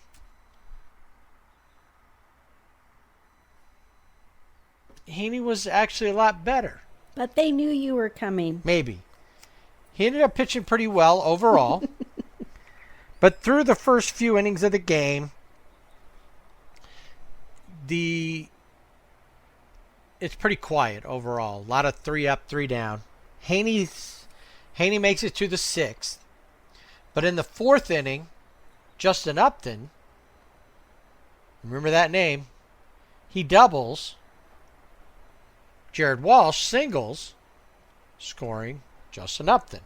So the Angels are up. Then we get on Haney. Had been, like I said, pitched pretty well. Leaves in the 6th. Aaron Sleeger, as Blanca calls him, my giant, because he's 6'10". And we had gotten, let me just tell you, this was, if you're worried about going out to a ball game, wherever you are, and there's the restrictions that are there, I never really felt like I was ever like, this is crazy. There's too many people, or people aren't doing this, or we're all packed together. Most of the time they're selling tickets in pods. So you have like, and most of them are 5, 4, 3. I was able to get 2, but to get the 2, we had to sit in the upper deck, which was good because we were mostly behind home plate. We had a good view out over the field, but when you're going up those stairs, it's crazy. But it was nice. I never at one point felt like, geez, this is just an outbreak waiting to happen. And I got my shots and everything, so maybe nothing will happen to me at all. But that aside, overall, it was. And people were respectful of everybody. There were people most people wore their mask, right, and everything, so it was fine. And because of the change in things, it used to be you texted in or you went onto the ballpark app and you ordered your food and they brought it to you. So we missed out on that. We had to go get our own food. But the concession stands were open for that, so you can see the progress that's being made. Yeah. So Sleegers comes in, and Sleegers, like a lot of tall guys, he's not Randy Johnson. He's not throwing hard. He's got to be more of a finesse pitcher. He gives up 3 runs. So the Angels are down at that point 3-2. And being an Angels fan, you're never sure what's going to happen from there. Will they ever recover from this? Well, that takes us to the 7th inning. Jose Iglesias leads off with a single. Fletcher singles. Iggy scores. There's a wild pitch. Fletcher gets the second. They intentionally walk Trout. Oh, I forgot Rengifo, who just got called up because Rendon is out, injured, is at third base. So the bases are loaded after they walked Trout. The bases are loaded for Justin Upton. And Justin Upton hits a grand slam. Boom. So we're going crazy. It's insane because you just, you don't see grand slams that often. And when you do, you're not at the game. You're watching it on TV. Right. So we get him. He hits a grand slam. Next up, Jared Walsh. Back-to-back home runs. So the Angels are then leading 10-3 after the solo home run from Walsh. And that was pretty much it. The weird thing that I thought about for the Friday game, which was the only game of the series that's got to play, was that the Twins, Rocco put in Willens Astudillo, who is a position player for the Twins. He's a backup catcher. He's also played second base, some outfield. What I thought was funny is I actually watched, we got home and the Dodger game was still on, so I watched the last couple innings, is that both the Dodgers and the Angels opponents used position players to pitch to end the game. So he came in the bottom of the 8th and pitched for the Twins. Closed it out. And boom, that was it. The Angels had a great game, and then COVID reared its ugly head. Now, first off, I was kind of looking forward to, and I overlooked it, that Simba, Andrelton Simmons, was going to his first visit back to Angel Stadium since he left. He didn't come with the team because he was on the COVID list. Yeah. And then somebody else was on the COVID list, and about an hour and a half before game time, right when fans were getting ready to be let into the stadium, I think some had already gotten in, they found out that the game was postponed on Saturday because somebody with the Twins had tested positive, a part of the traveling party that had been maintaining all the right protocol, apparently. And then, out of an abundance of caution, actually, this one, it was to give time for tracing and all that other stuff, contact tracing. They postponed that, and then Sunday got postponed. They found that out about an hour after we found out about Saturday. And then even on Sunday, I think they called that they were going to postpone the Twins A's game that was supposed to happen on Monday. So the Twins, once again, thanks to the Twins, COVID, and it's always a Central or an Eastern team, isn't it? It is. It always seems, I was just going to say that.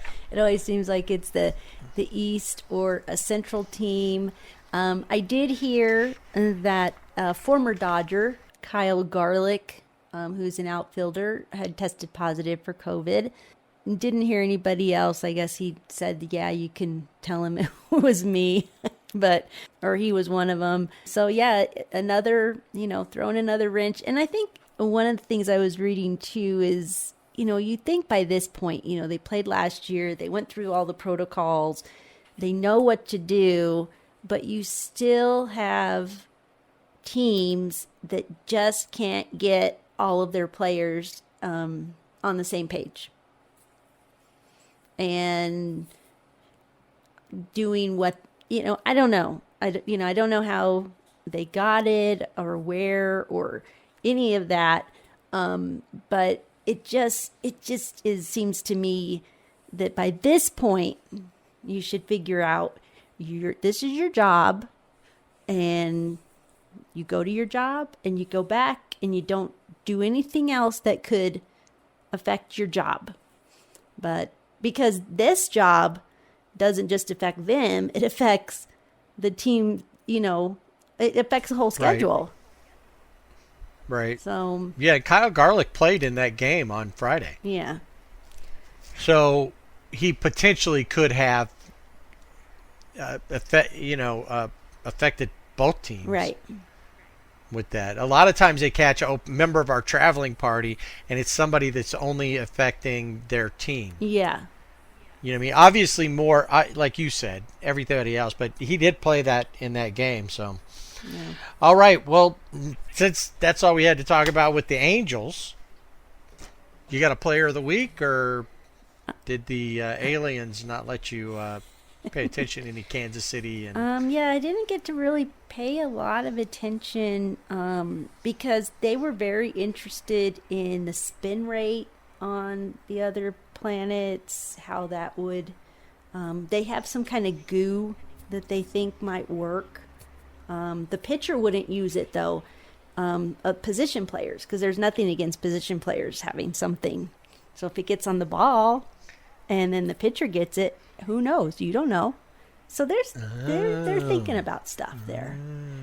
Okay. But yeah, but I went through, I feel like I pick him a lot, but I just, again, when I, look at, unfortunately for the Angels, I'm glad they got the win, when you were there, because that's awesome. That's always good to be able to see your team win. But then, COVID and with the Twins. So I just am going to go with consistency. Somebody that when you look at the box score always has a hit, and that's David Fletcher. I knew where you were going with that once you said you always pick him. He's an easy choice. Last week I gave it to Mike Trout, which I had pretty much tried to avoid, but he's actually been the guy who leading the team as we would expect. It was great for them to win that game, especially in the fashion that they did, not only because I was there, but based on what happened the rest of the weekend. Yeah. There were no other games. So that was great. For me, though, I looked back at the week, and there was one guy who stood out more than the rest, even more than David Fletcher, and Mike Trout. Batted .412 over the week, 7 for 17. Had a double, a home run, drove in 4 RBIs. And right now is scheduled to pitch on Tuesday. That's Shohei Ohtani. He gets my player of the week. He's really stepped up, and I like that they've decided to take off. And we talked about this a little bit earlier about how, pitchers, okay, you're only going to throw potentially 60 pitches today. Well, they've taken off all the restrictions for Shohei. Yeah, which is good to see. I like it. And using him. You're here to play. We can't be, kid gloves with you all the time. What if he gets the way you do it and he never really settles in and gets into a groove? Then you've wasted. I think their management of, and a lot of teams, their management of a player sometimes, and we'll talk about one player coming up in around the league that I think has been over and mismanaged, and it causes his problems. And I think that the way that they're doing with Shohei now is a right way, and I think that that's showing him confidence in him, and he's got more self-confidence, and that if you're going to play and you want to do those things, you just have to go out and do them. can't constantly be worried about, am I going to get pulled? Am I not? What's going to happen? Do I do this, do that? It makes it more complicated. It doesn't have to be that hard. Yeah. Well, and I think for Shohei too that, he wants to play. He wants to be out there. He played in Japan, and they let him play in Japan, so let him play here. Exactly. So he's supposed to pitch the Tuesday game at home, which we'll talk about next week. So the Rangers come in to finish up the Angels homestand. Then the Halos hit the road. They have 4 in Houston versus the Asterix. Emphasis on ass. Arlington will be the next stop, taking on the Rangers. So it's almost like from Monday, Tuesday, Wednesday to Monday, Tuesday, Wednesday in the Rangers week to week. And then after that, going into the next week, they're going to be heading up to Seattle. So they're going to get their first matchup with them, which I was looking at that too. Seattle has Houston, and then they're going to play Boston. And Boston came out of nowhere after starting out 0-3. Boom. They are 9-game winning streak, and then it's just crazy. So, and Seattle and Boston had the same record. We'll see what that is when they meet up. So, a lot of good baseball coming up, and hopefully the Angels will get back to their winning ways after their COVID days off.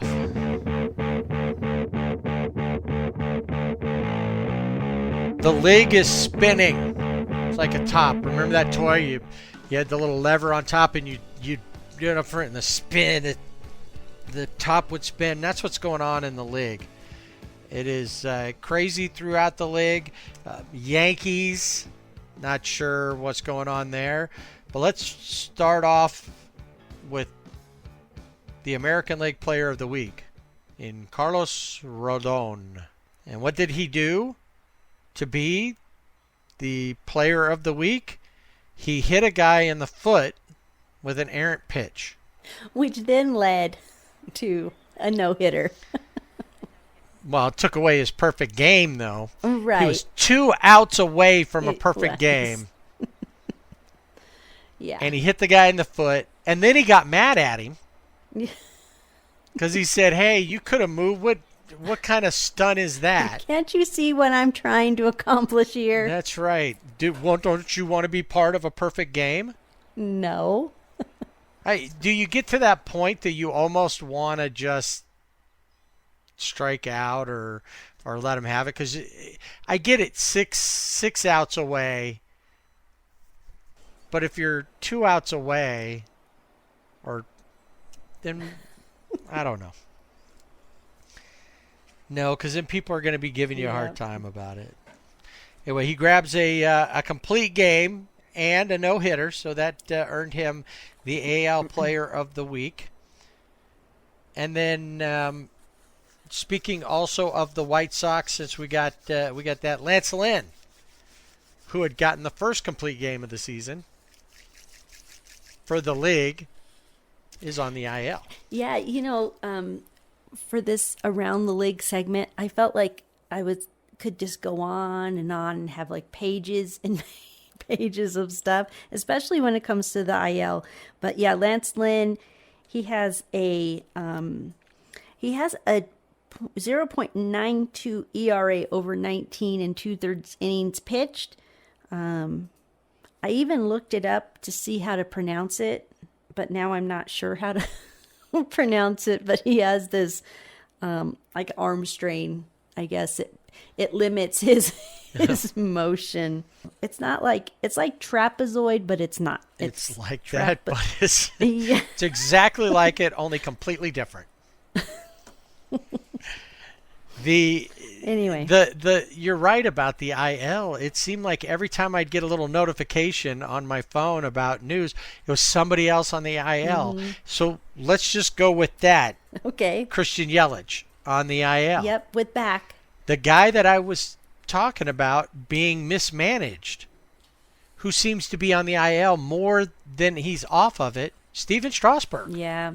And is on the IL again. again, It's crazy because the Nationals, John Lester is yet to pitch this season. He's been injured. In the same week, Wander Suero, another pitcher from the Nationals, on the IL. Luis Avalon, who is one of their relievers, Tommy John surgery. That's just stuff that came out this week. just this week. Not about John Lester, but the rest of it. Yeah. That's just this week. Yeah. And then, so you have, the Nationals, you have Lance Lynn, George Springer, still on the IL. He Still in the making progress, I hear. Florida. But he started off with somewhere in Florida. He's down there somewhere in Florida rehabbing.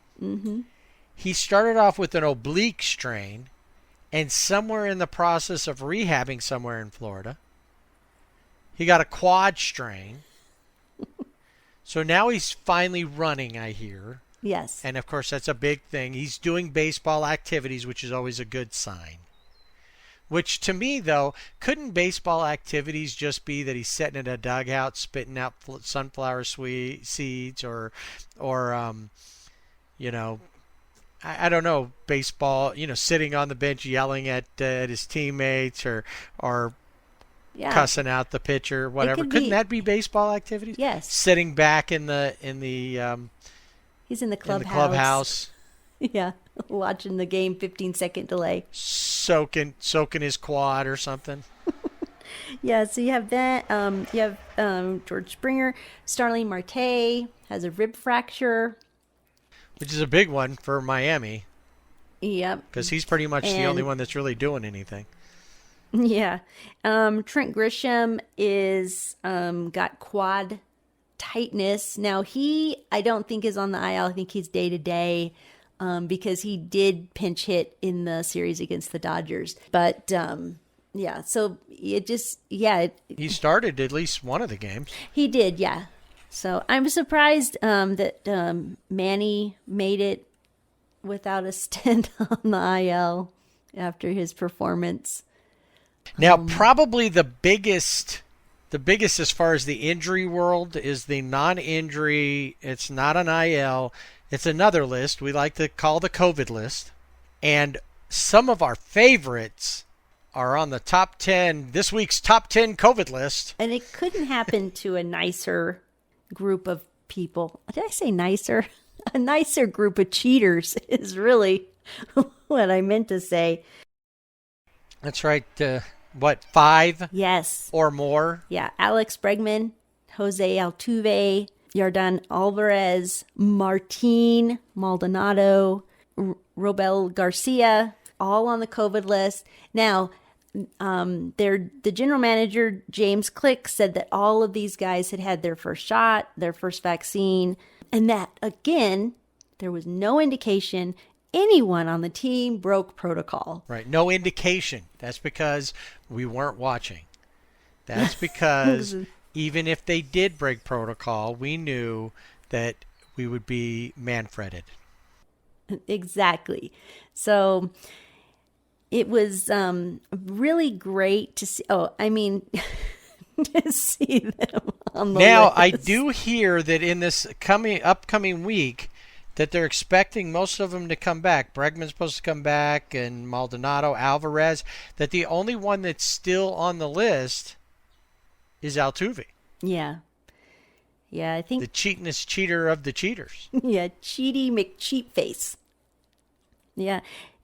One of the things I think, they made a big deal. They said, oh, well, they all had their first shot. They all got the first vaccine, but that first shot of the vaccine. But that doesn't make you, even with the second one, you're not, it's like not totally immune. So, but no tears from SRBB. One note here that we did have a Major League ball player retire at the end of, I think it was over the weekend, and that was Jay Bruce. You know why he retired? Why? You see what's happening in Yankee Stadium. Well, when your own fans throw baseballs at you on the field, that's a problem. And he's like, I don't want any part of that. Yeah, so Jay Bruce, he's retiring after 14 years in the majors. He was a 3-time All-Star. He went to spring training on a minor league contract with the Yankees. He made the roster because Luke Voigt's injury. And over his career, he had a .244 batting average, 319 home runs, 951 RBIs.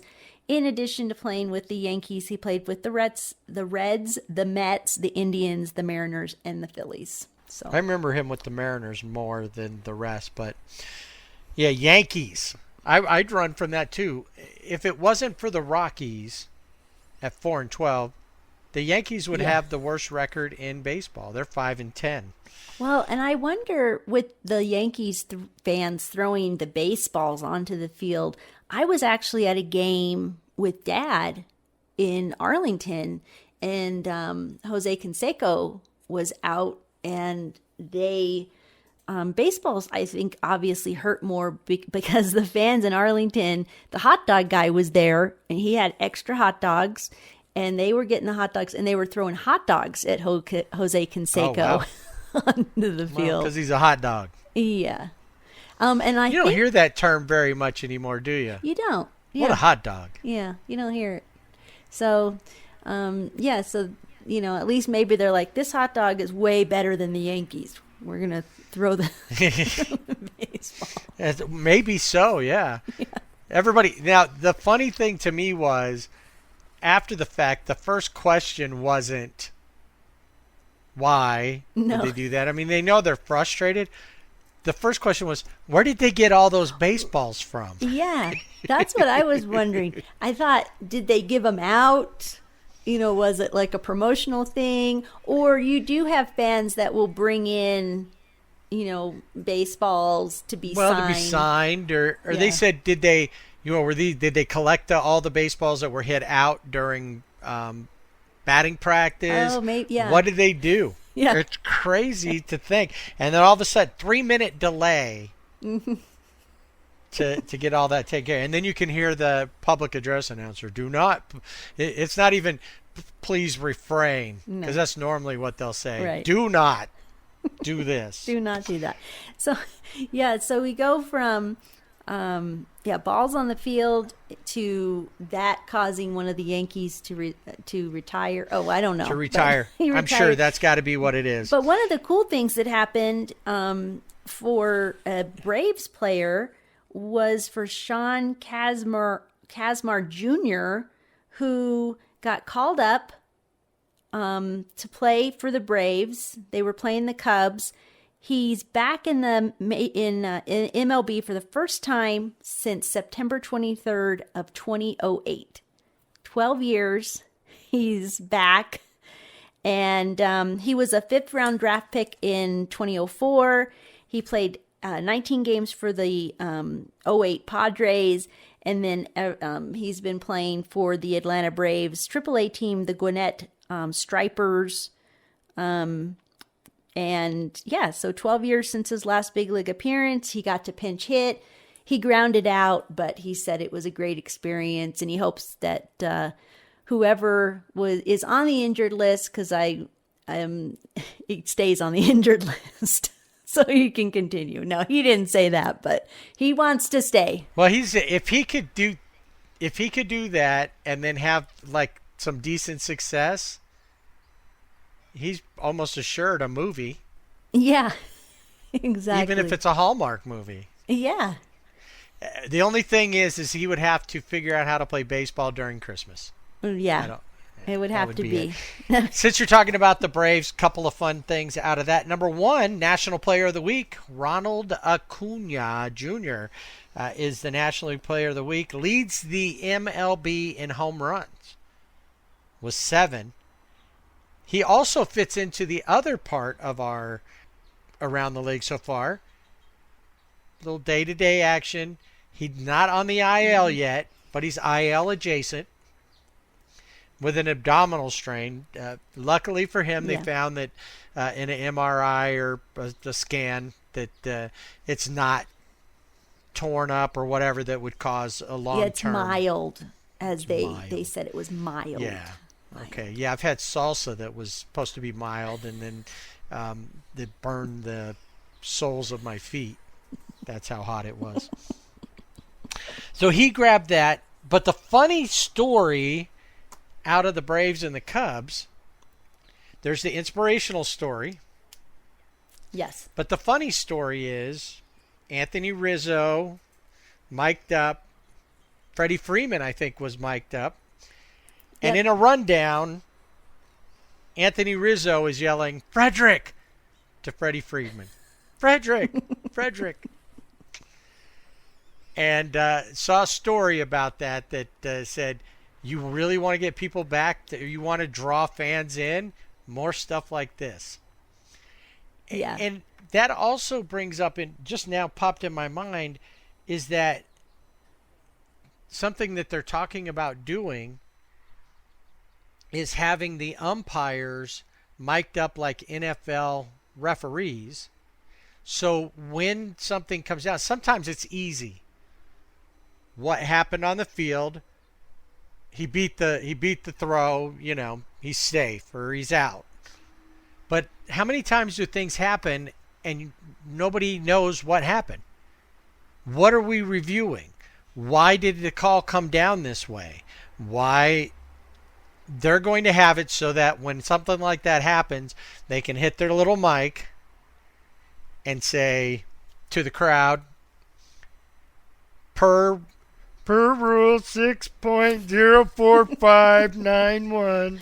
Well, that would mean that Eduardo Perez would have to do all of those announcements. Right. But that'll be kind of cool. That was one thing when I heard about it. Hey, this is good. Yeah. Because there's times when you look at it that even the announcers are like, we don't know. And they never find out. Yeah, and especially now because a lot of the announcers, if their team is playing away, they're still using monitors because they're not traveling with the team. Right, they're calling from their home studios or their home stadiums. Yeah. Yeah. So a lot of times, they don't have all those angles. They don't know what's going on. Frederick.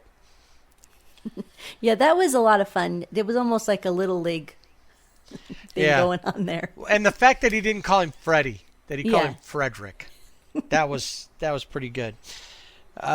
So yeah, I mean, I think I'm with them. I think whenever they've got people mic'd up and mic'd up, and then you can hear them during like stuff like that. Not like where Sunday Night Baseball, where Matt Vasgersian is talking to Paul DeYoung from the Cardinals while he's out on the field, and then he's got to stop and make a play or not make a play because he's distracted by that. I think just the sounds of the game. Yeah. That would be more fun. Crazy plays happening. As we'll talk about the Mets because we got to check in on Jake DeGrom. We do. DeGrom watch is Marcus Stroman. Did you see this play? I did. I was able to go back and watch it. I didn't. He came the ball pitches, the ball comes back. He kind of gets it by, like a behind the back snag, and then he's kind of backpedaling off the mound. Now, this play is a stupid play if the guy's not out. Yeah, it would be. Because it's great. It was a spectacular grab. Yes. He gets it, but then as he's backpedaling off, he barely throws the ball, and it rolls most of the way. And had it not been just a split second faster, the runner would have beat out the play. We'll post that up on the they're like Gold Glove play. Gold Glove. The first half was Gold Glove. The second half was like, when you try to throw with your offhand. Yes. And it just. And it looked awkward, and he had no power behind it. Yeah, it was. It was awkward. It was awkward. That's all you can say. It really was. We'll put it up with what else did we have? We had something else. We'll put those up on the social media and on the website if we can. So the Mets who were off to a slow start, didn't get to play at the beginning because at some point they had to play the Nationals. And, of course, we know Nationals were, we know what they're from the District of COVID, Nationals. Right. So they didn't, but now they're leading the AL East. Mm-hmm. The NL East. Now they're leading the NL East. No, they might be leading the AL East as well. Maybe. All right. So now they're leading the NL East. And I talked about last week that Jacob deGrom, talked last week about that the Mets have a losing record overall when Jacob deGrom is pitching. And Jacob deGrom's ERA is under 1. He pitches great. He struck out like 14 in a game. And 14 in the game, 9 consecutively. Right. And still, they lose. Yeah. So his numbers look great, but the Mets don't give him any support. And it looked like that's what was going to happen when he pitched on Saturday. Now, he was supposed to pitch on Friday, but that game was postponed due to weather. It was it was just snow, not snow. Yeah, it wasn't snow. Might as well. Snowvid. Snowvid hit it. So it snowed out. It was snow in Denver, yeah. Snowed out. deGrom comes out. So the next day is a doubleheader. So deGrom's only got to pitch 7 innings. Which I'm wondering, it's great, deGrom, we weren't sure about this, but what does it say about the Mets if they can't win for a full 9 innings with him on the mound, but they win with 7? So maybe he only pitches doubleheaders. Maybe. That's got to be. I don't. So how do you make that work?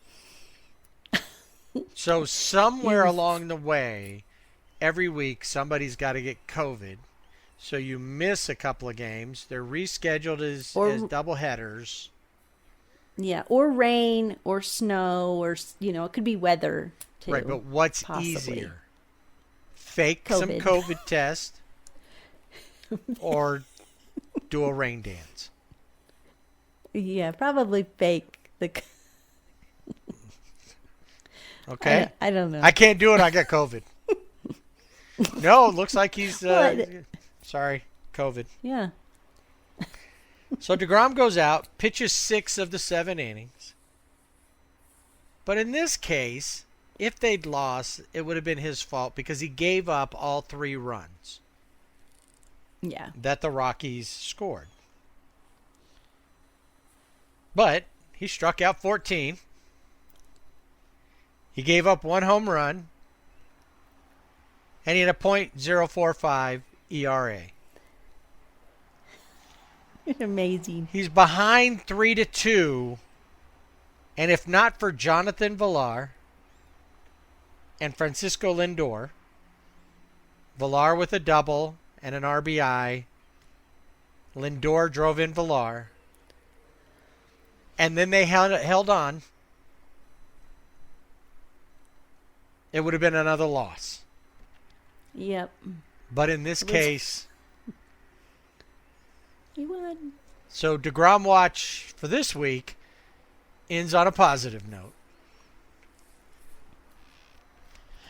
So I was looking to see some big games that might be worth watching through the week. We know what the Angels and the Dodgers are doing. Some others to maybe take a look at. The Indians and the Yankees. So you'll see Shane Bieber and Garrett Cole, maybe not matching up with one another, but both of those will pitch in there, which works better for the Indians because, well, we talked about the Yankees. We did. I want to mention Shane Bieber because he tied Nolan Ryan for the most strikes, 48, through 4 appearances in a season since at least 1906. And He becomes the first pitcher with 10 plus Ks in his first 4 starts of a season since 1893. His last game, I think he had 13 strikeouts. Yep. So he just continues his wizardry on the mound. He's the new wizard.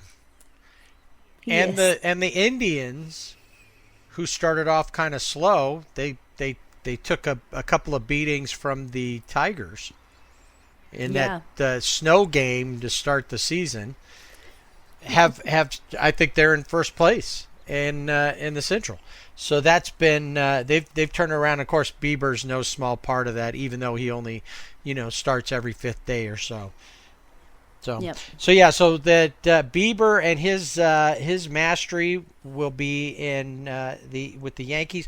I guess the Yankees have got to hope that Garrett Cole pitches in that series because that's their only chance at a win, it seems.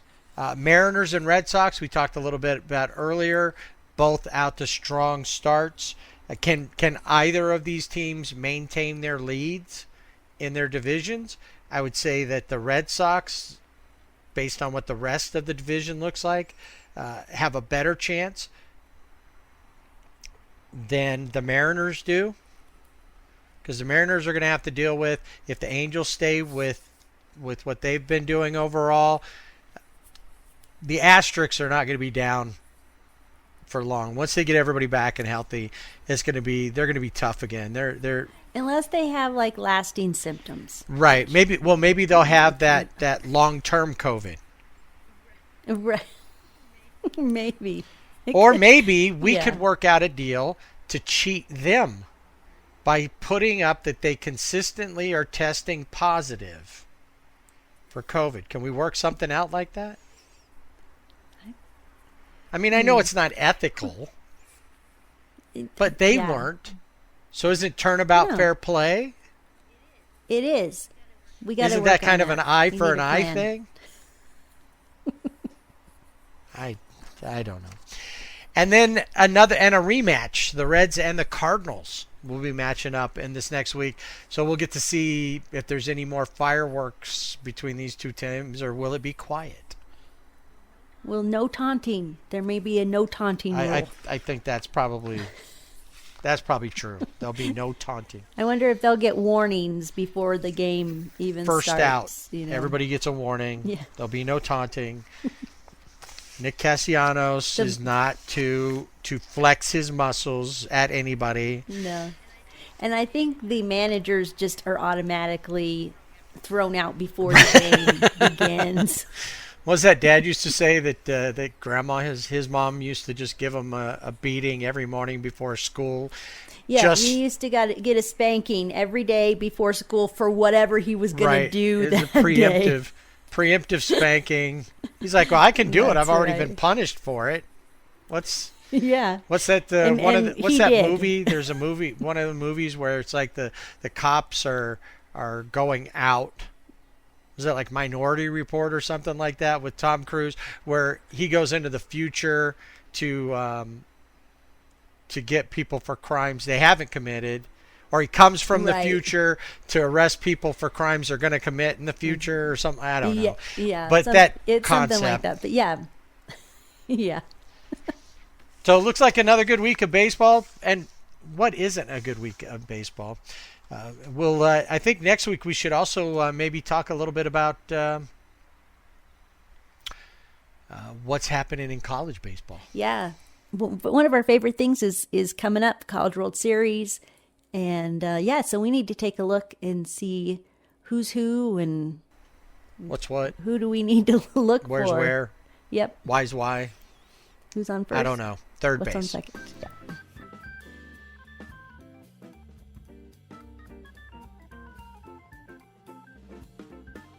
And that'll do it for this week's Sibling Rivalry Baseball podcast. Remember, you can find us on our website, siblingrivalrybb.com, and on Facebook and Instagram at siblingrivalrybb. We're also on Twitter at siblingrivalrybb without the A. Email us, show@siblingrivalrybb.com. We'd love to hear what you think, so subscribe and rate us wherever you listen to our podcast. I guess so much for Jeff's solo rivalry baseball podcast. Next week on SRBB, I guess we're stuck with you. That's right. And we're going back to college. But I never went to college.